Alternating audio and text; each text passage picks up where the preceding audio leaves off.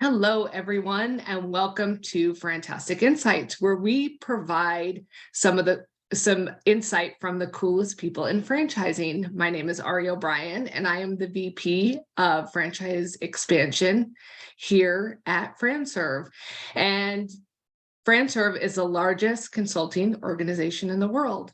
Our mission is to help change people's lives through franchise ownership, and we do that through an incredible network of franchise consultants and franchisors who help their candidates explore franchise opportunities.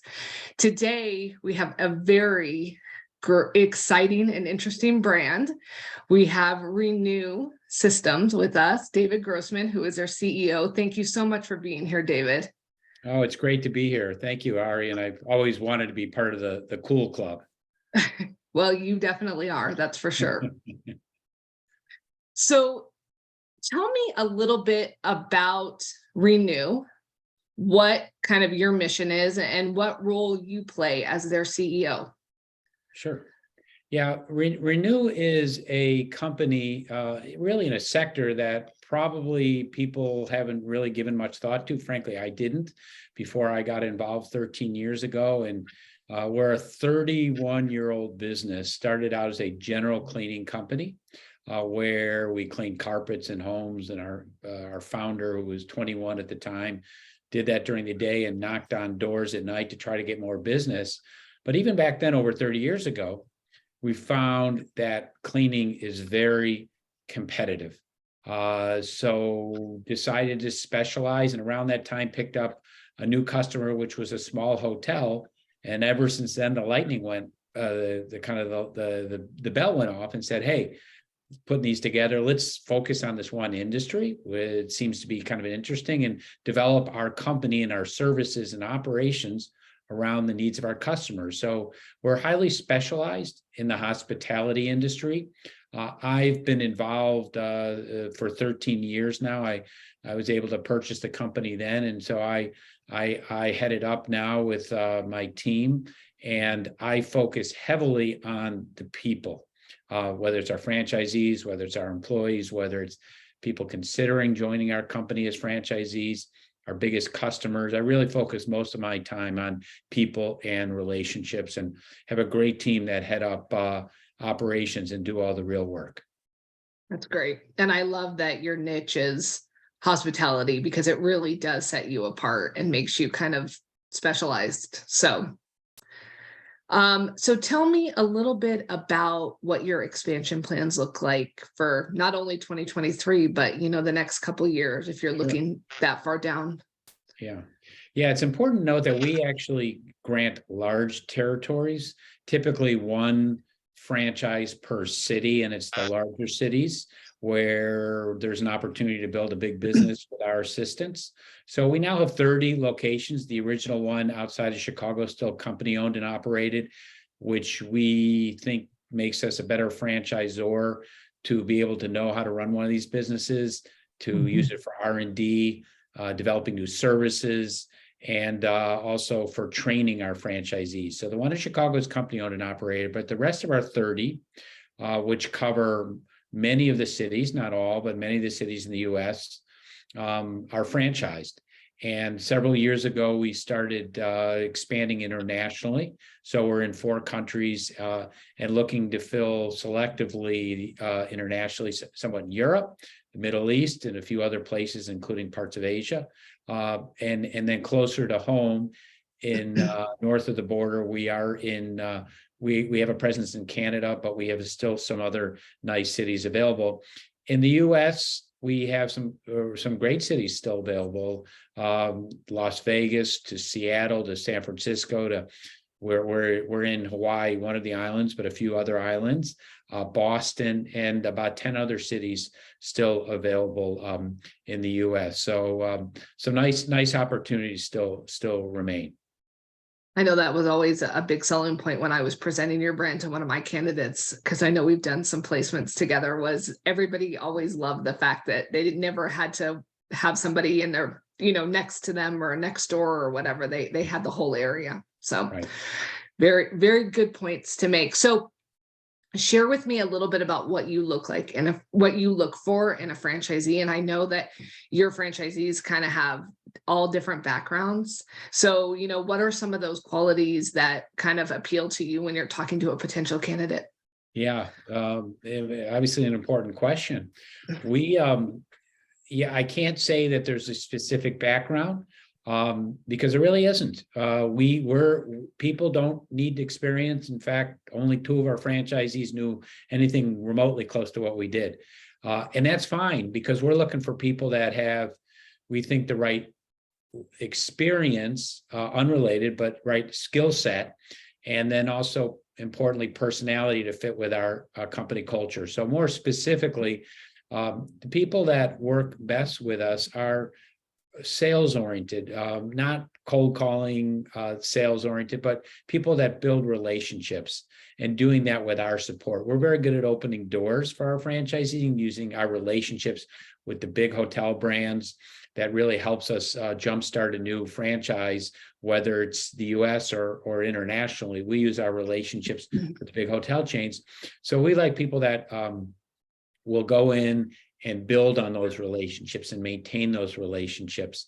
And you don't have to have a lot of sales experience to do that, but it's really people experience. And then also be able to manage a team. And it's really just a small team of workers. It's so managerial and also sales skills, but definitely the relationship-based sales skills are more important because, as you mentioned, the territories are large, and in order to take advantage of it, we're looking for people that are more interested in interacting with customers than they are necessarily being in the field doing the physical work. So they need to know how to do it, but that's not how they should spend most of their time after the first couple of months. So that's it from a skill set. And then the second part is really personality. And I would say it's, our culture is very communicative. We're very responsive, not only to our customers, but to one another. Since we don't have a lot of franchises and never will when we're, quote, sold out, we intend to be able to maintain this really nice partnership with our franchisees where we can give a lot of individual and responsive treatment to them. So we're looking for people that are interested in working with us. It's granted their business, but working with us in a partnership, that are very responsive to their customers and are action oriented. When a customer wants something, we figure out a way of delivering it. If it's not exactly down the fairway for us, we'll try to come up with a solution and help them for that. So that's kind of on the personality side, some of the things that we're looking for. Yeah, definitely all good information for anybody that might be considering, a business like this. So I know firsthand, just from talking to you and, kind of our ongoing working relationship, that COVID really did a number on the hospitality industry as a whole, obviously hotels. And so thus, a direct effect on your franchisees. And so how did things change for you guys now that we're post-pandemic? And, what are some of the things that, you never really thought to put into play that maybe you had to now that this has occurred? Yeah, obviously an important question. So when COVID did hit, our customers, the hotels, by and large, kind of closed up shop, and a lot of our business went away overnight. The good news is we fared through it fairly well, and almost all our franchisees did very well through it because we really tried to help them get some non-hotel customers using some of the relationships we had. So we did have some that still stayed up and running and needed our services. We did more of the disinfecting, which is kind of more safety oriented. So we took what we could get, and we helped our franchisees try to quote pivot to some non-hotel and kind of some of our non-core services that we knew how to deliver. So that plus the fact that the overhead is very low in our franchises because it's really for the most part, most of our franchisees have home offices, and they just need a kind of a storage facility. So there's not a lot of overhead, and that was able to help us quite a bit during the time frame. But then we saw during the end of 2020, and this is not only our U.S. but our international franchises, things started picking up. And by the middle of within a year later, we're kind of at our post-COVID, pre-COVID level, and been very strong since then.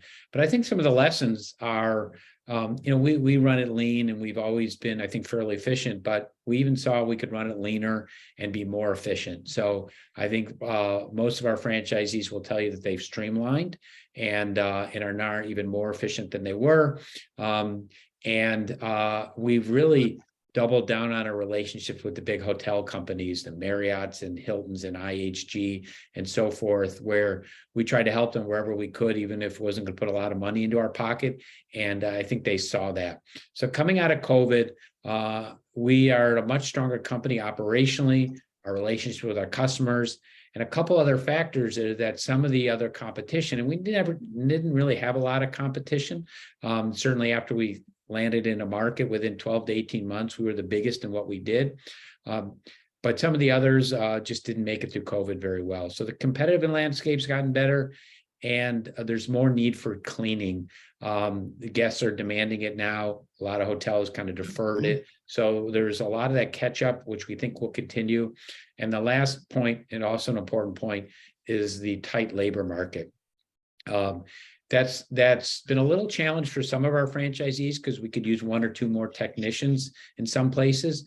But on balance, it's been a positive because our customers, the big hotels, have the labor problem much worse than we do, and are increasingly outsourcing services, particularly services like ours that are important but not done every day. So we've picked up a number of customers that in the past had never outsourced and now are outsourcing, and intend to continue doing that even when the labor market gets better. So on balance, we're coming out of COVID a much smarter, and I think a much more efficient and a stronger company than we were beforehand.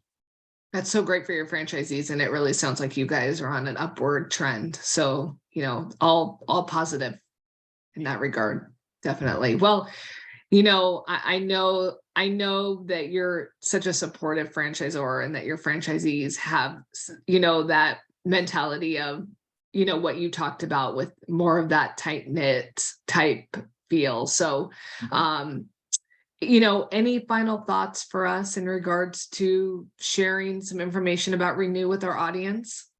Yeah, our business is a very specialized business, as I mentioned. It's, no business, there's no franchise system that's perfect for everyone. For us, it's someone that, kind of hardworking, below the radar screen business that you never thought of, it probably never thought existed. It's not the most sexy, but we kind of like it that way. It's, like I say, below the radar screen. The good news is our customers know us, so that's what we care about. And we work hard. My team at the home office, it's not a home office, but we call it home for our franchisees. Work hard to help our franchisees succeed. And I think we built a pretty good culture and continuing to do it. And I'm just very pleased that every time we bring in a new franchisee, and certainly your organization's been very helpful in that. Every time we bring in a new franchisee, it seems to bring up the average quality of our team. So very, very pleased about that. And, franchising, again, nothing is for everyone, but it can be a really nice opportunity, whether it's Renue or something else. There's a lot of different types of franchises. And I knew nothing about it 13 years ago. And it's something that you can learn fairly quickly with, good guidance from Ari and her team at FranServe. About which franchise is right for you, and what are the important questions to look for when you're doing research on a franchise, because that's key, because it really is a long-term partnership. And once you find one that's a good fit and up and running, it can be a great opportunity, because it's a nice opportunity to own your own business, kind of have your own schedules, an asset that you're creating, and have a lot of flexibility, but yet at the same time have the support of a proven and well-tested and experienced franchisor partner. Couldn't agree more. Thank you so much, David. We appreciate it. And thank you again for being here. My pleasure.